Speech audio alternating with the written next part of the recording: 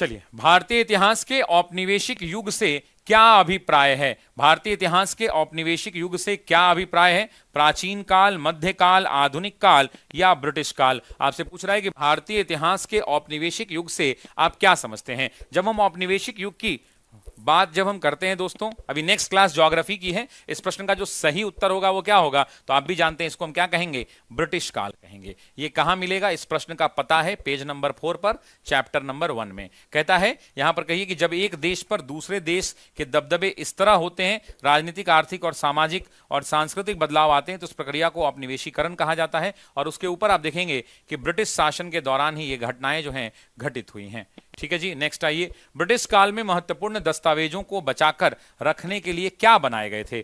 अभिलेखागार बनाया गया था, संग्रहालय बनाया गया था, ए और बी बनाया गया था, या इनमें से कोई नहीं? ब्रिटिश काल में महत्वपूर्ण दस्तावेजों को बचाकर रखने के लिए, आपको पता नहीं कि दस्तावेज को लोग रिकॉर्ड रूम में रखते हैं कि ये डॉक्यूमेंट है, ये डॉक्यूमेंट है, तो आपसे पूछ रहा है कि डॉक्यूमेंट्स को लेकर के क्या होगा, तो क्या बनाए गए हैं दस्तावेजों को रखने के लिए? आइए देखते हैं, इसका पता क्या है, पेज नंबर 4 में है। जब आप पढ़ेंगे तो आपको पता चलेगा।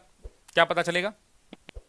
अंग्रेजों को यह भी लगता था कि तमाम अहम दस्तावेजों और पत्रों को संभाल कर रखना जरूरी है, लिहाजा उन्होंने सभी शासकीय संस्थाओं में अभिलेख कक्ष भी बनवा दिए।